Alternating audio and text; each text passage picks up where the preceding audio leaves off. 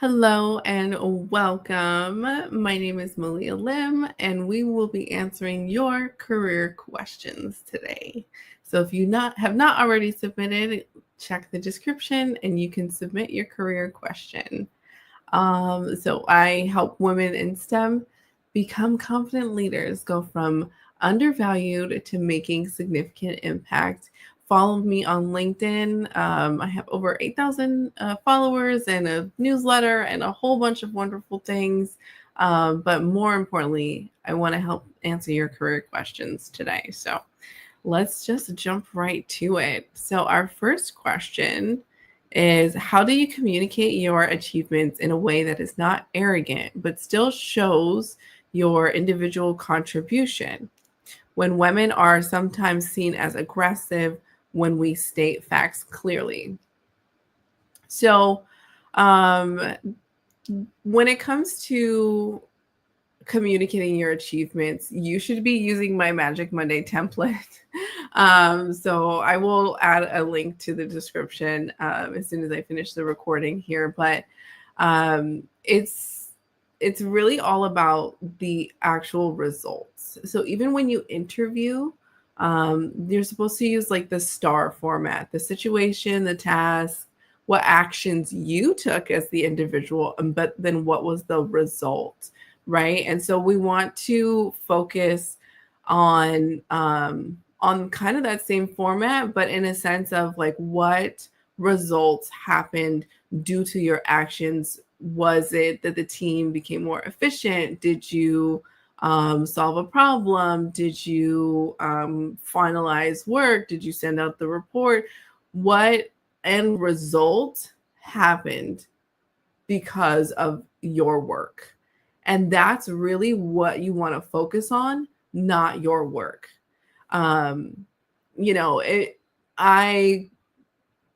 I'm a mechanical engineer, so I will review calculations and weld procedures and inspection plans, and I will do all of these things. But honestly, nobody cares so long as the equipment works, so long as the equipment meets its run life, so long as we don't have breakdowns, and if we do, how quickly was it repaired? Like, think about it from the perspective of the business organization and what impact does your work have on the business ability to deliver product, make whatever it is that they sell, or do whatever goals it is that the business is trying to do. If you can frame your work as it impacts the business drivers, that is how you demonstrate value without having to talk about you, me. So some of the things that I will say is that, I will have increased the efficiency of systems, which saved, hundreds of thousands of dollars in operating expenses because now we don't have to burn as much fuel.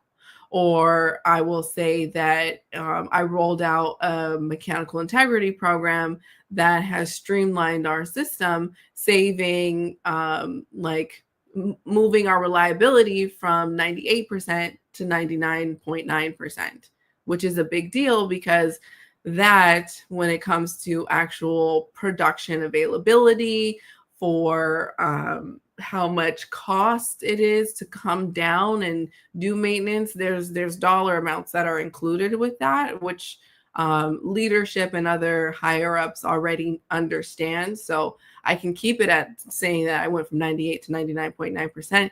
But whenever you're able to then demonstrate the value of your work in a language that higher up managers understand, or per the business drivers, meaning schedule, budget, a capacity to create new product, or whatever it is your organization does, or that you've saved something, you've made something more efficient or whatever. We really want to focus on the result, and that is going to be what you brag about, because that is not, oh, well, I looked through these many pages of calculations and I did all of these wonderful things. You can do all those wonderful things. If it's not bringing results, if it's not driving the business forward, nobody cares. But if it does, well, then you have every right to brag and be loud about it and state the facts. Like, yeah, I have saved my facilities hundreds of thousands of dollars every year for the rest of the facility because I made the system more efficient. Blink, blink, blink, blink. And if somebody feels aggressive, that's aggressive to say, then that's a more of a reflection on them than it is about me. Because at that point, I'm literally just saying that my work has saved hundreds of thousands of dollars.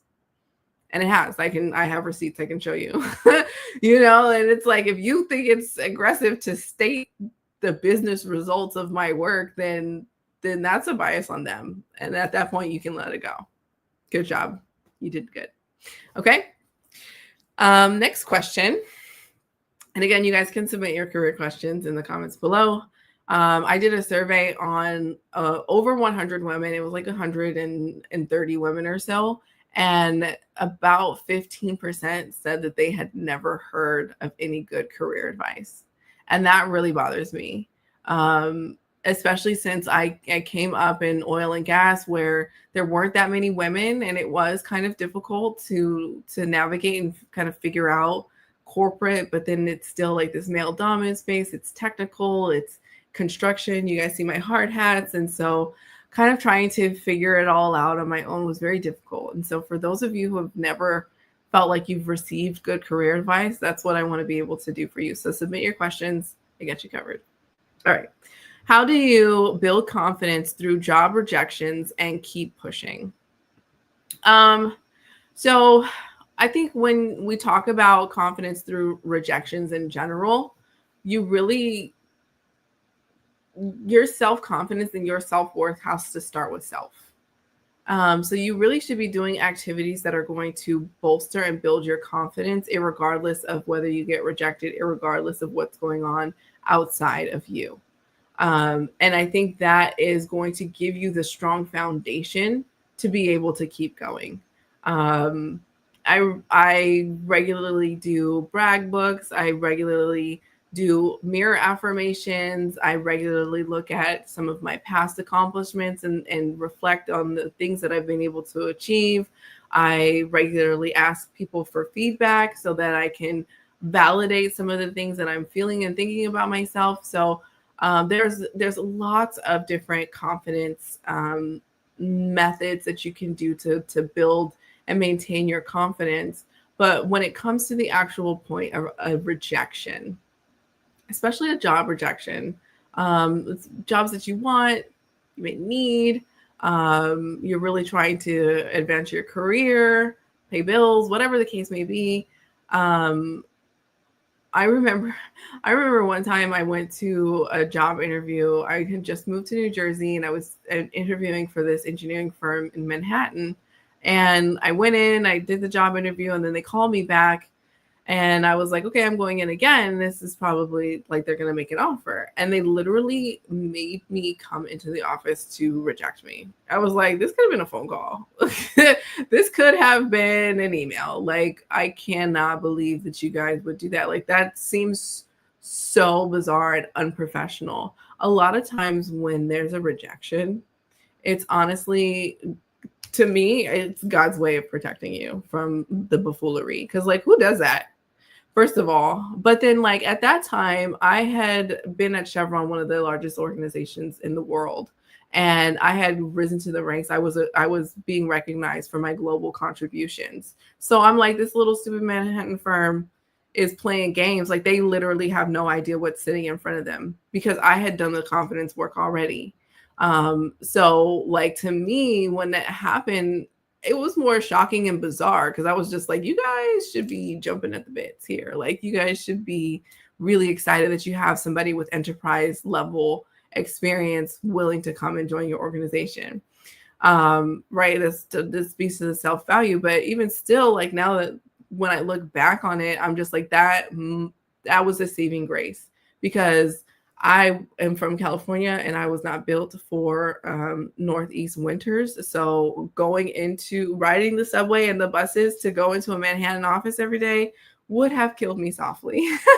So I'm so glad that they did, whether it was because of them being super bizarre, bizarro land, or the situation. God works in mysterious ways.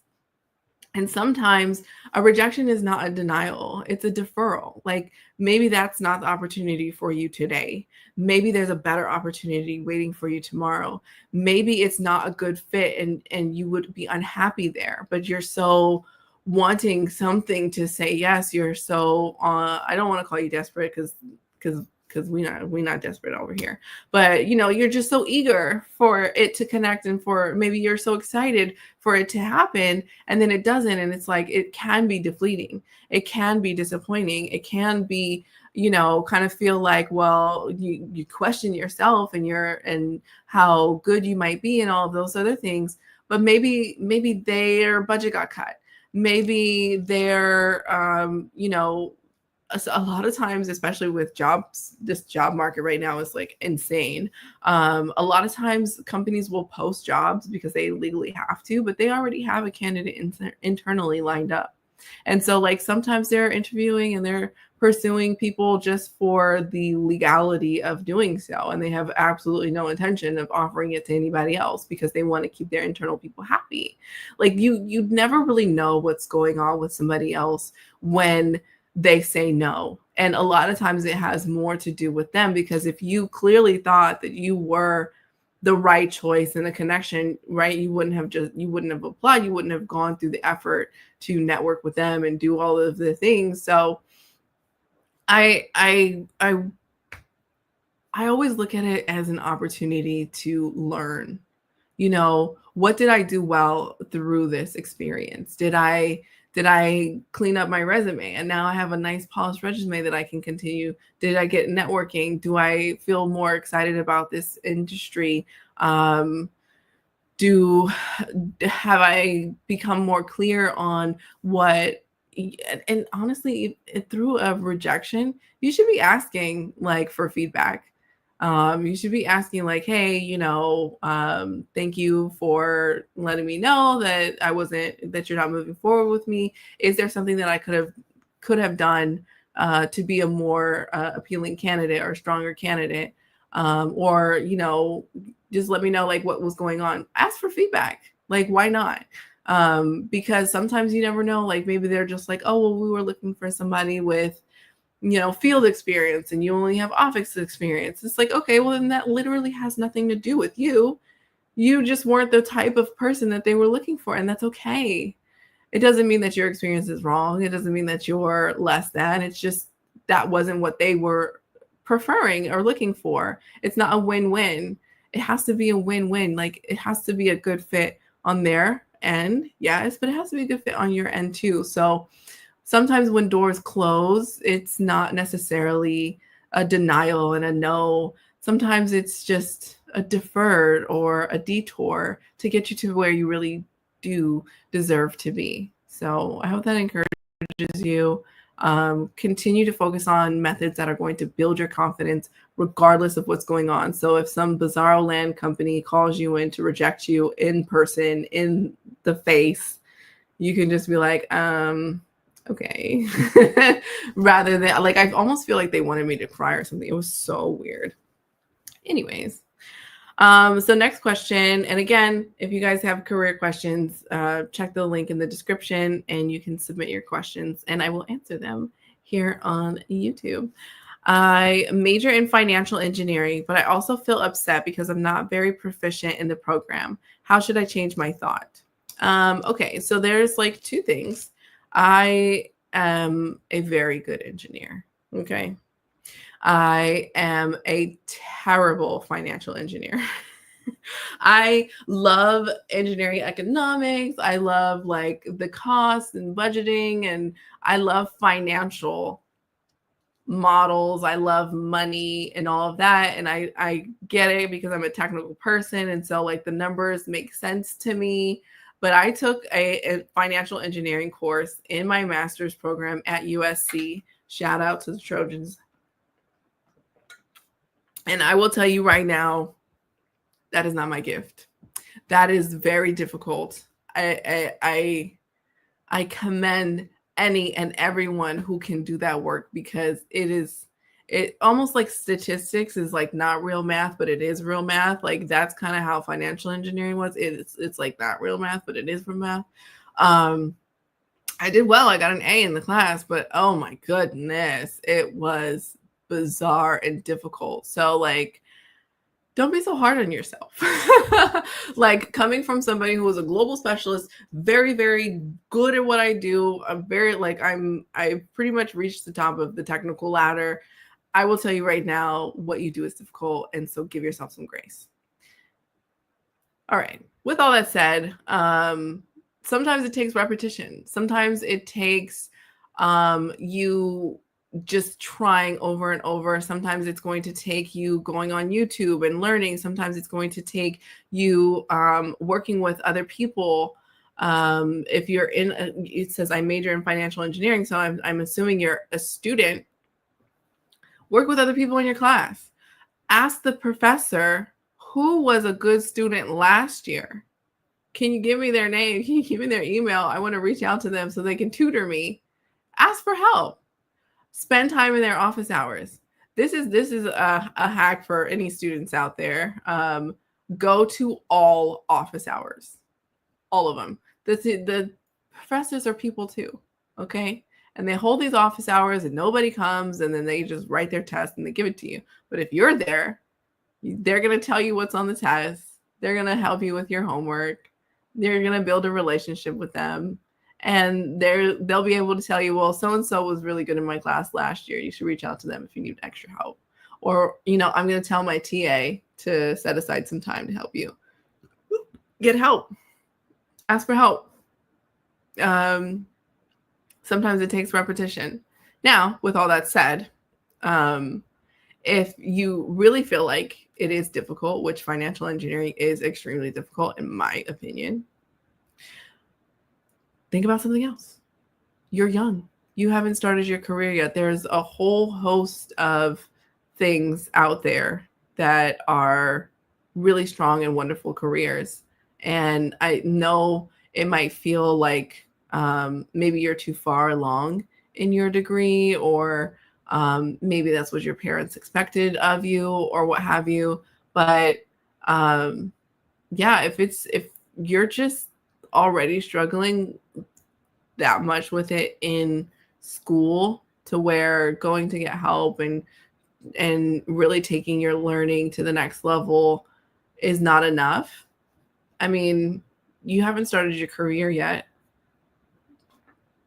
If you go to a school that has financial engineering as a major, then it probably has some other really good majors also. I think it would, in the grand scheme of life, you have to do your career for, decades. You have to like it. And you don't have to always do the same thing for forever. But if it's something that you're really just not liking, I think it's okay. Like, even as a career coach, whenever I work with somebody who's like, I want to leave engineering, or I want to leave science, I don't want to do this anymore, I don't want to be technical anymore, I always encourage them to try to promote before pivot. Okay, so give it your all, really commit. And if it's still not giving you what you want, it is okay to say, I tried and this is not for me. I want more for me. Ladies, it's okay for us to say that we want more for us. It's okay for us to put ourselves first sometimes, especially when it comes to picking a whole career. So I always encourage my clients, try to promote before you pivot, before you change companies. Always, always, always try to get a promotion before you leave an organization, an industry, or a profession. So similarly, I would encourage you to try to take the reins in your learning, get support, get help. And you might have to just spend a couple nights in the library like everybody else does. I mean, I don't know.